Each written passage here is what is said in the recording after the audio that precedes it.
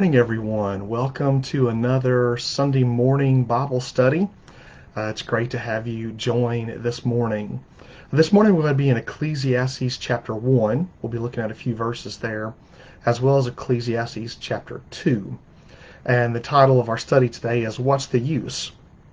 And for those of you who have been praying for my friend Neil and his wife and their family, I do appreciate you continuing to lift him up in prayers.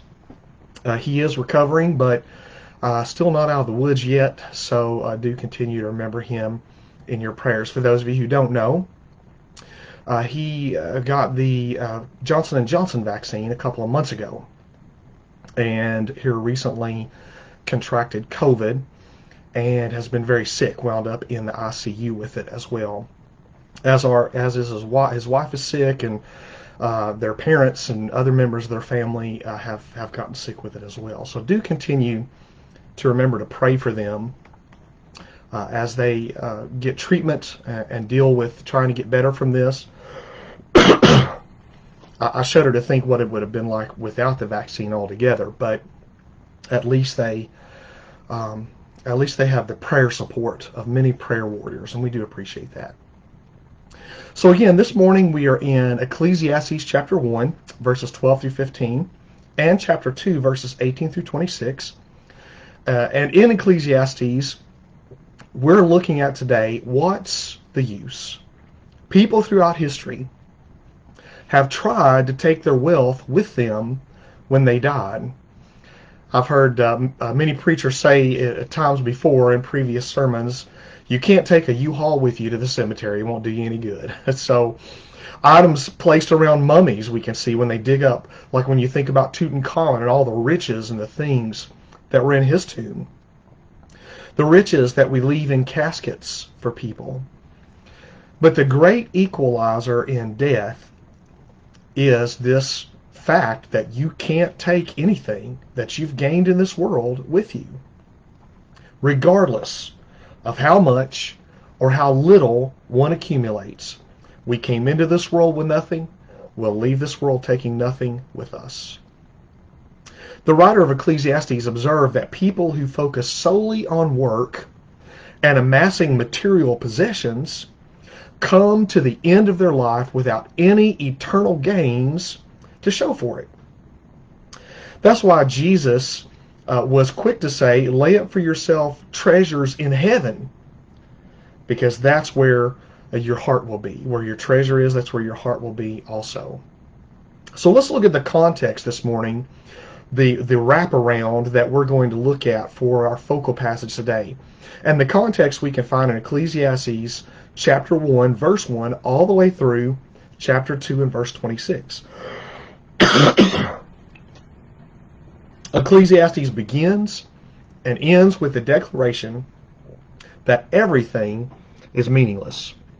And again, you all hang with us. The COPD acts up from time to time, so we'll get through it just fine. All right. So Ecclesiastes begins and ends with the declaration that everything is meaningless. In Hebrew, this word translated meaningless actually means vapor or breath. From this, the word came to mean temporary, fleeting, inconsequential, or even, in some translations, absurd. The phrase under the sun that's given in Ecclesiastes 1 verse 3 was Solomon's way of referring to life on the earth. It's here that Solomon, who calls himself the teacher, often asks the question of the book, what does a man gain for all his efforts that he labors at under the sun? This was given as the big thesis question for all of Ecclesiastes in chapter 1, verse 3. And the answer ultimately that is given is this: futility. Solomon's thesis is expanded under the idea that many generations come and go, but the earth remains the same. He states that in chapter 1, verse 4. He says that life on earth is fleeting and it's temporary, but the earth continues to turn on its axis. Solomon illustrates the futility of his search by explaining that all of his efforts were like chasing after the wind. He uses that phrase in chapter 1, verse 14. Solomon also delved into numerous pursuits. He undertook these pursuits in the search for the meaning of life. He's a good teacher to learn from here, for he had all the earthly resources and all the earthly pleasures that we can imagine at his disposal as the king of Israel. No doubt the wealthiest king of them all. He tried education and intellectual endeavors. His wisdom was unsurpassed. But he discovered that trying to understand the meaning of life through study is too perplexing for even the wisdom that one may attain in life from the great wisdom that he had been given and all of the understanding that he had. He knew that he could not understand life through the greatest of human intellects. In the end, it is a bewildering puzzle. He references this in chapter 1, verses 12 through 18. Solomon finds out that even the wisdom that one may gain in life is of no real ultimate value. I've heard people say before many times, I'm really looking forward to getting to heaven because all of my questions will be answered. Well, that's probably true. But chances are very likely that when you get to heaven, you won't even care about those questions anymore. The questions of temporal life will mean nothing when we're standing in the presence of God. In the end, Solomon found out that both the wise and the foolish share the same fate, death. Death comes to all. None can escape it. Next, Solomon turns his attention to pleasure and the accumulation of possessions. He discovered the delights of a man's heart, as he describes it, were in the end a disappointment. He says this in chapter 2 and verse 8. So Solomon had all these wives, he had all these concubines, he had all these riches, the riches literally brought into him by the boatload.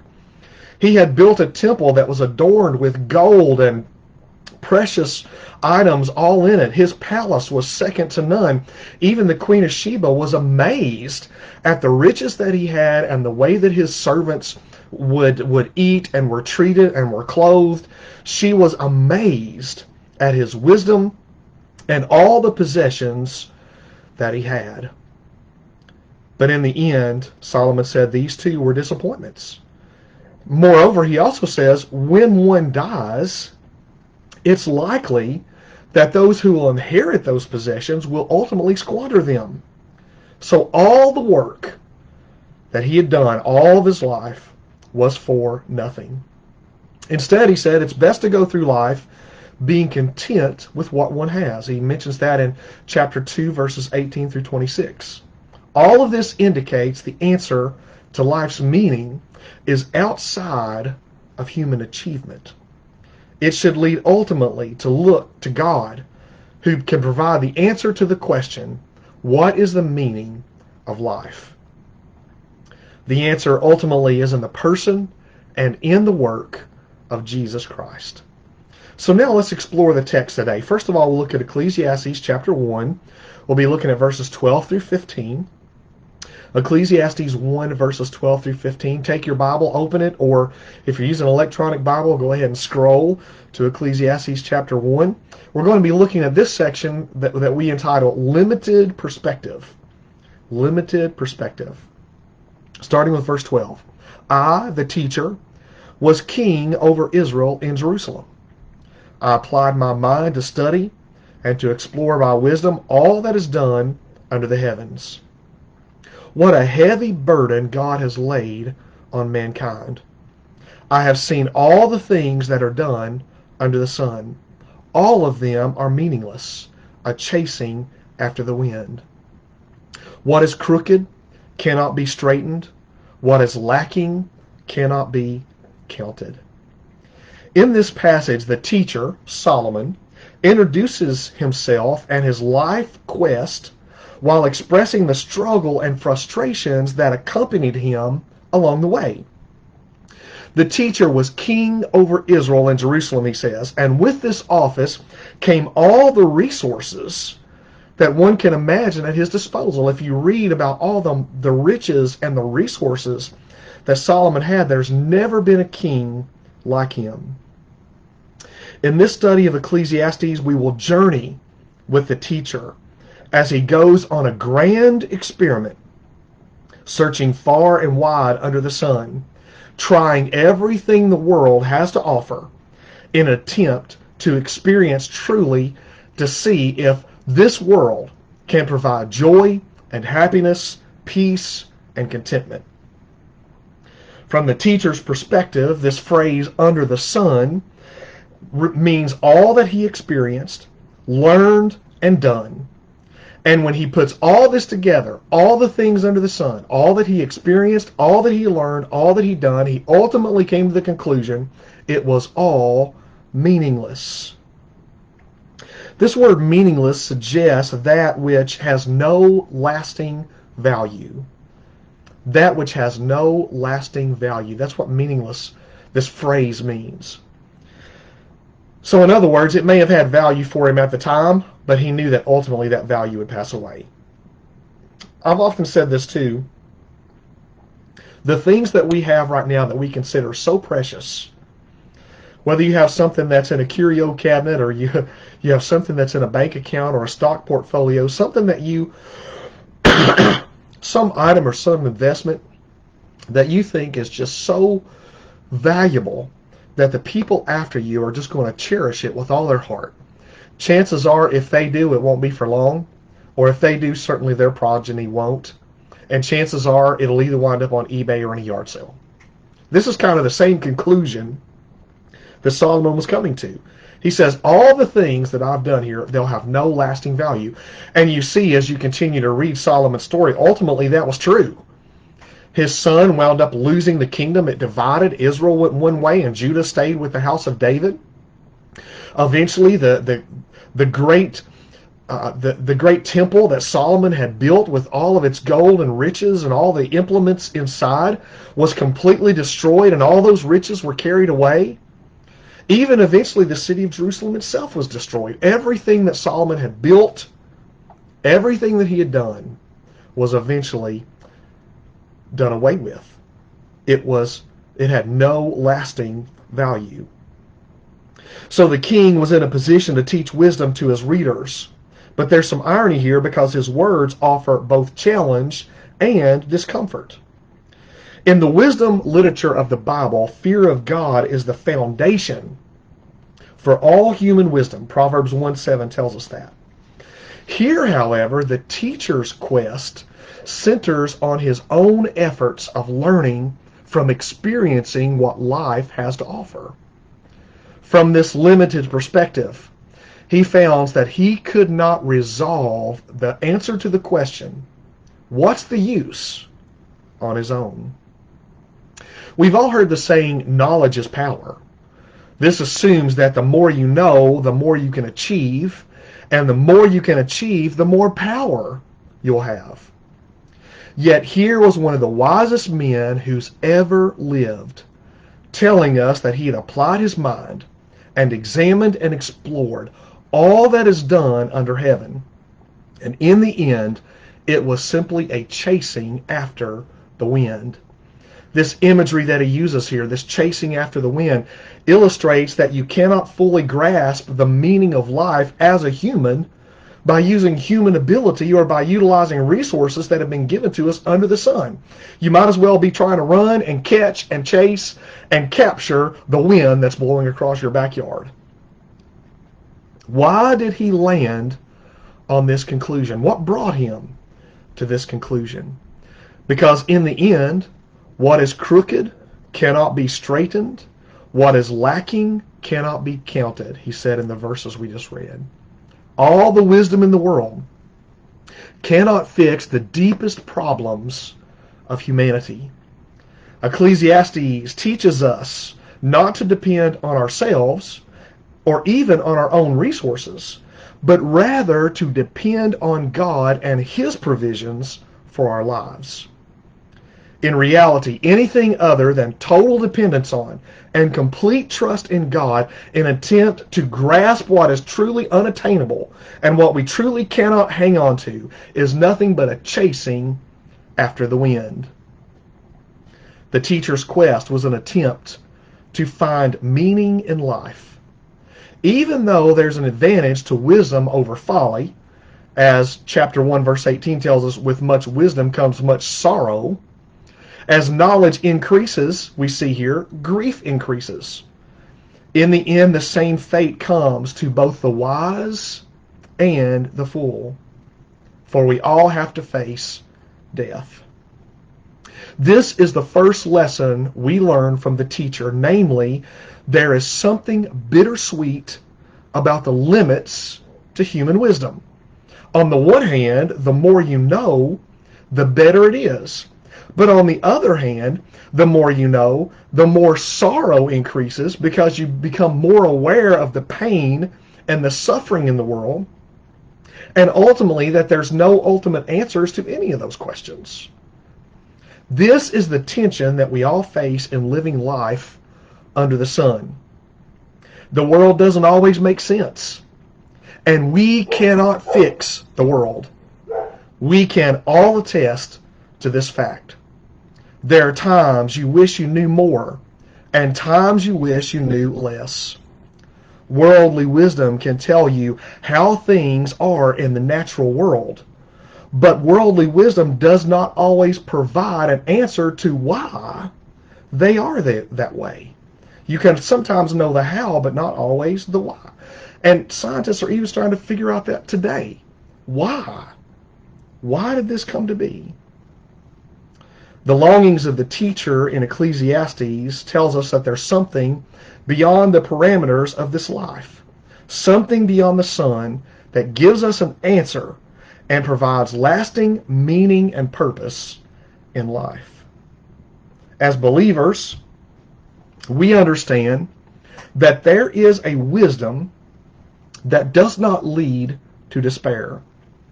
Those who have their sights fixed within the parameters under the sun will never see it. If we only look at the things of the world, we'll never see this ultimate hope, this ultimate wisdom that does not lead to despair. The truly wise are those who know Jesus Christ. For he is for us the wisdom from God. 1 Corinthians 1:24 tells us that. Jesus is the wisdom from God. The wise of this world glory in their worldly wisdom, but the truly wise come to boast in Christ as their only hope. These are the ones who have found Christ. These are the ones who have found power over death. These are the ones who have found true meaning in life. And this eternal perspective gives meaning that wisdom in this world cannot possibly obtain. So let's move on to the next piece of it, Ecclesiastes 2:18 through 21. In this section, we ask the question, inheritance blown? Inheritance blown? Ecclesiastes 2:18 through 21. Verse 18, I hated all the things I had told for under the sun, because I must leave them to the one who comes after me. And who knows whether that person will be wise or foolish? We know from studying what happens after Solomon dies that that person was definitely foolish.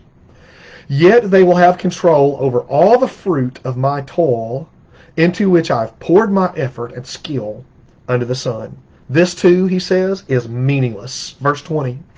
So my heart began to despair over all my toilsome labor under the sun. For a person may labor with wisdom, knowledge, and skill, and then they must leave all they own to another who has not toiled for it.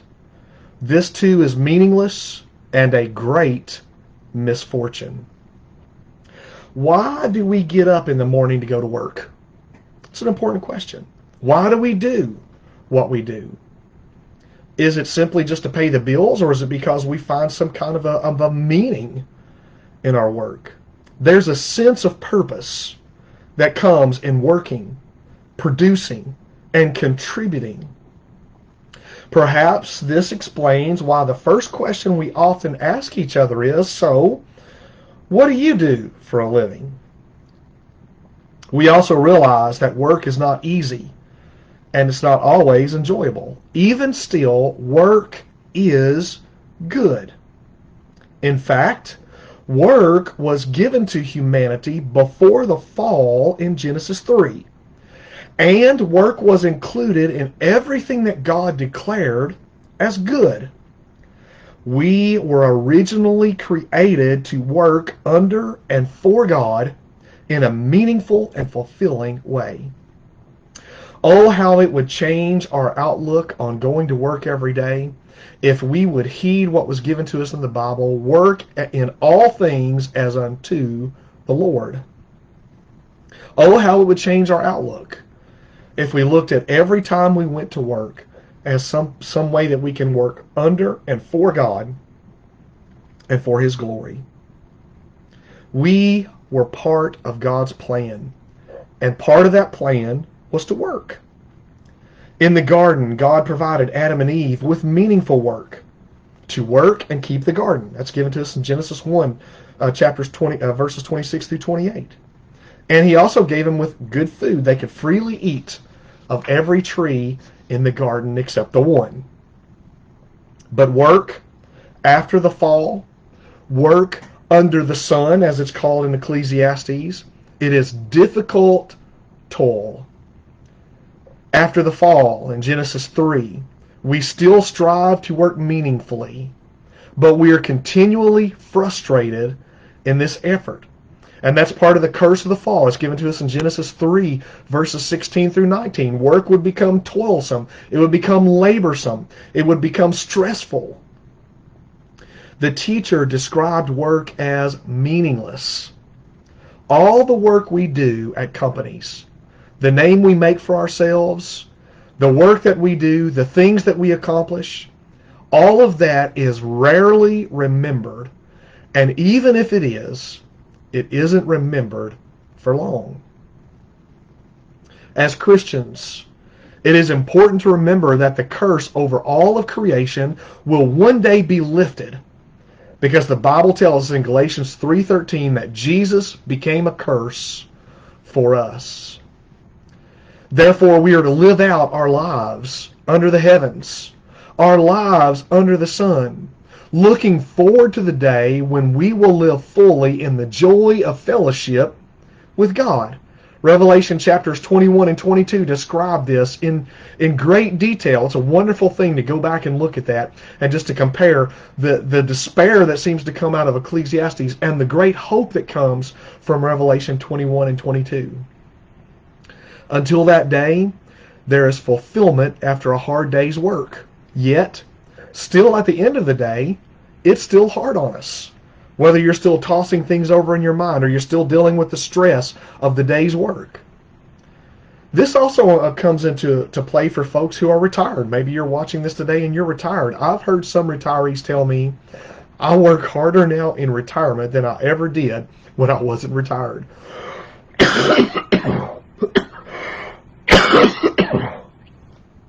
And there can be stress in that. Even if the work that you're doing is volunteer, you still feel the stress of wanting to do it in a great way, that you're wanting to do it in a way that builds up and that contributes. Work does allow us to provide for our needs. But what happens to all of the resources, to all the things that we collect, that we accrue, that we build up for ourselves in this life? The teacher tells us plainly here, when we die, all the stuff we have goes to someone else. We must leave all we own to another who has not toiled for it, he said.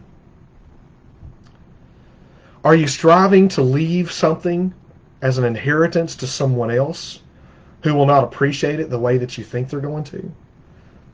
Or are you storing up great treasures and you're working so hard, you're working yourself maybe even to an early grave, trying to amass things and build up a big house and have nice cars and have a big fat IRA or some kind of investment portfolio to leave your inheritors. Chances are they're not going to appreciate it or even treat it the way that you would. In fact, I've heard many instances and even read of many instances where people who have obtained inheritances and run through them in just a very short period of time and have nothing left. The teacher lamented that he had no control over his legacy. That is, he had no control on what would come after his life. For if he did, he no doubt would have done things very differently than his son did. He envisioned his successor, and he revealed a bit of cynicism, realizing that his life's work would be left in the hands of the one who came after him. The teacher admitted he had no control over who inherited his work, and he had no control over how they managed it or were stewards of it. The implication is clear. Since his successor had not worked for all he had been handed, he may be utterly foolish in how he stewards his inheritance, and that's exactly what he did.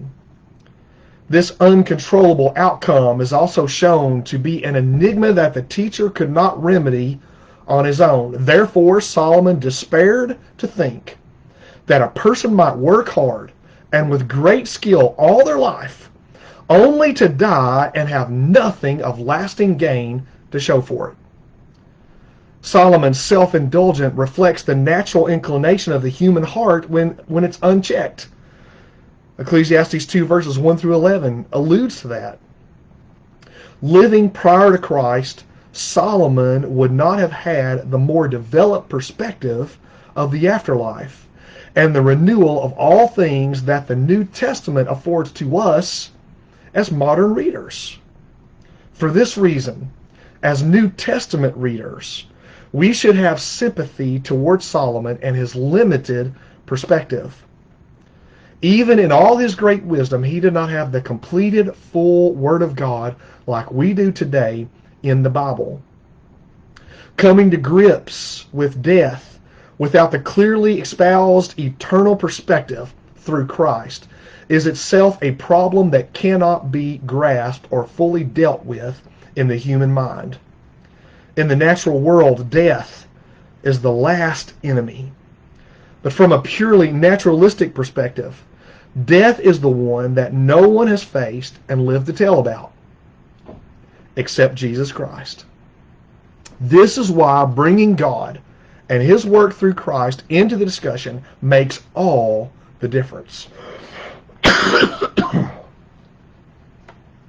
In Christ, death becomes the gateway into the presence of God. For a Christian to be absent from the body is to be present from the Lord. What a blessed promise we have there. To be present with the Lord is to enjoy eternal pleasures and joy everlasting. In 1 Corinthians chapter 3, verses 10 through 15, again, that's 1 Corinthians 3, verses 10 through 15, the Apostle Paul reminds us that we're not to build our lives on the foundation of gold, silver, precious stones, wood, hay, or straw. In the end, these things will not last and will be exposed as vain and futile. On the other hand, we're told to build on the eternal foundation of Christ and on his kingdom, which will lead to eternal reward. Focusing solely on work and amassing material possessions leads to no eternal gain whatsoever. But focusing on Christ leads to reward that moth and rust cannot destroy, that thieves cannot break in and steal, and that inheritors cannot squander. So that leads us to the conclusion in Exodus 2, verses 22 through 26, and that conclusion is this: enjoy work. Enjoy work.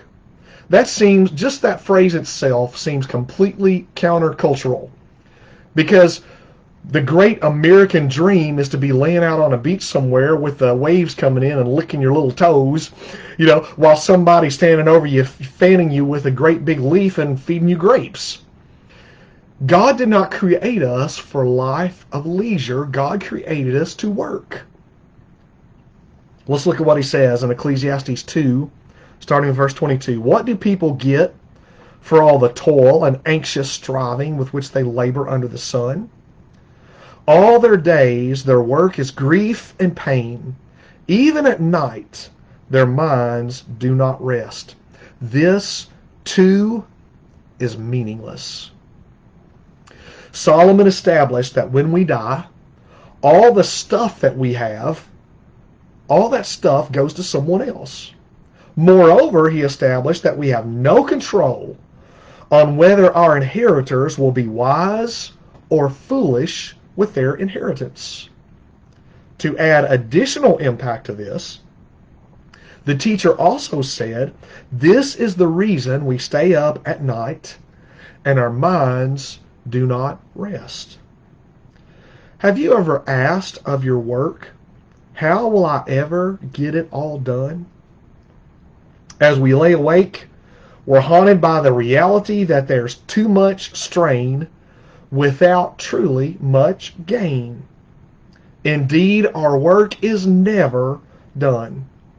This is another sense in which work takes its toll on us. But perhaps it takes its toll on us because we stay awake, because deep down inside we've made work something it was not meant to be. There are people who suffer from what I call workaholism. Anybody ever heard of workaholic? Or maybe you know someone who's a workaholic. This is a person who doesn't have to work as hard as they do, but they do anyway because they're just so driven. They're so driven to accomplish and driven to achieve and driven to move on to the next thing. They can't take a moment to, as people have said before, take a moment to smell the roses. They're too busy working and being driven by work and finding their life meaning in work that they're workaholics. Now there's a difference between that, which is bad, and the other flip of the coin, hard work. There's nothing wrong with hard work. In fact, hard work is good.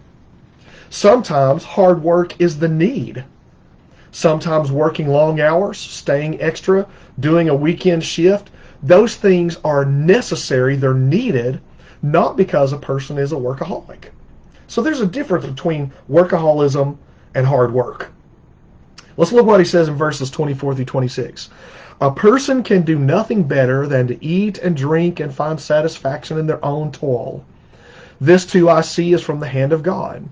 For without him, who can eat or find enjoyment? To the person who pleases him, God gives wisdom, knowledge, and happiness. But to the sinner, he gives the task of gathering and storing up wealth, to hand it over to the one who pleases God. This too is meaningless, a chasing after the wind. The direct reference to God in Ecclesiastes are few and far between, but he is referenced directly in chapter 2, verse 24, as the giver of joy. So we see here these verses give us proper perspective on life that's lived under the sun. If we understand that divine gifts of creation are meant to be enjoyed as matters of our stewardship rather than as matters of our possession, we see that they have truly their limits. So we cannot make the mistakes of making a good thing the ultimate thing.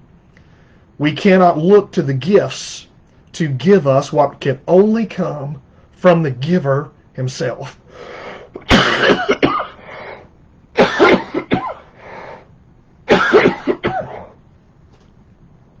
Got pretty far on that one. Don't make the gifts the ultimate thing. The ultimate joy should be found in the giver himself.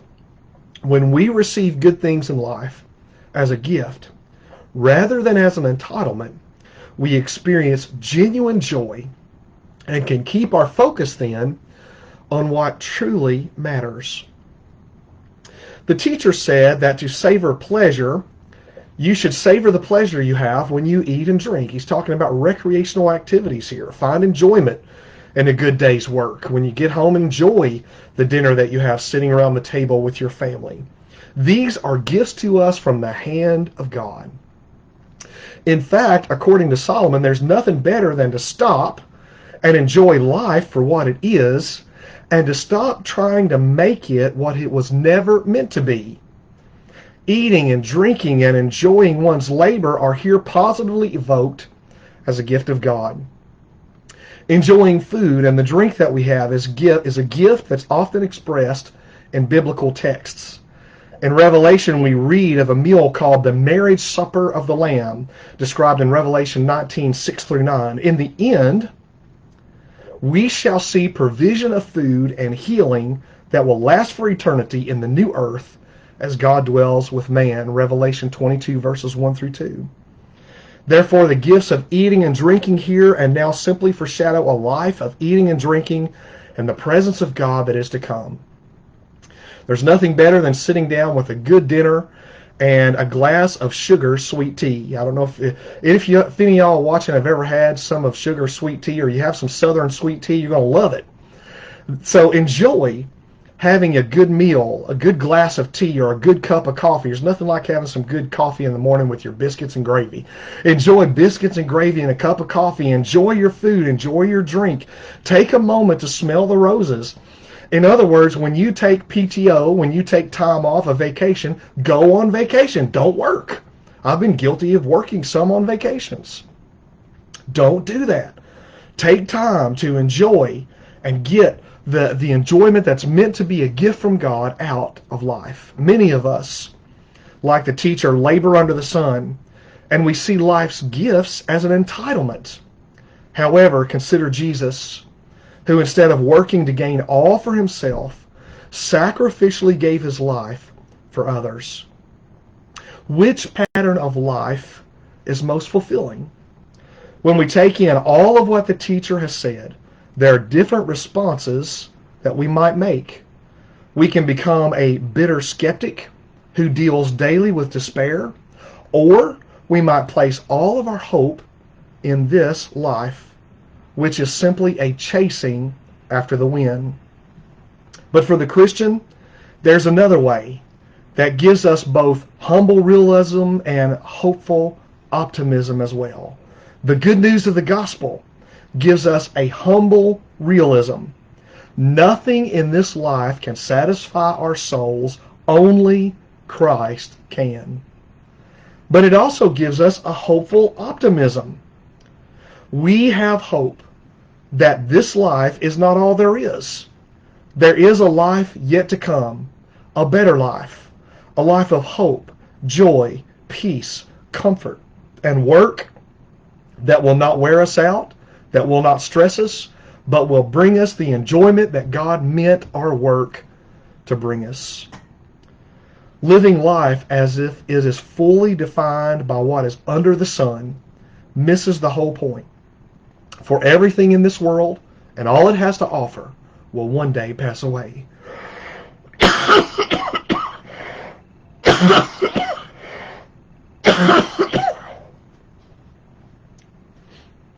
And there'll come a day when there won't be any COPD. Amen.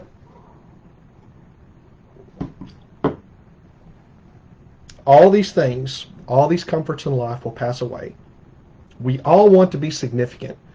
We all want to contribute something that's more lasting. So what defines our end goal?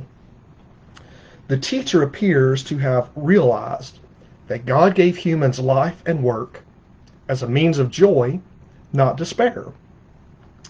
Despair arises when humans seek to enjoy life apart from God. As believers, we should enjoy our work, thanking God for all his provisions.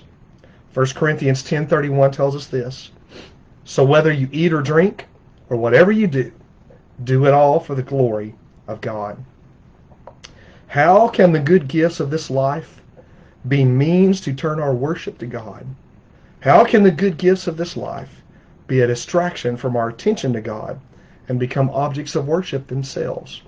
Lay up for yourself treasure in heaven, for where your treasure is, there your heart will be also.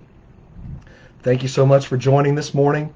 I pray that God will bless this study to your heart as He has to mine, that we might not chase after the wind, but that we might lay up for ourselves treasures in heaven, where moth cannot destroy, where thief cannot break in and steal, and where nothing can ever happen to those treasures. Treasure the gifts that God has given you in this life, for all gifts come from the Father of lights, from the God of all comfort and the God of all good things in heaven. God bless you. I pray that you will have a blessed day and a blessed rest of your week. And don't forget to turn in and tune in today at our live stream at 11. God bless you. Until next week.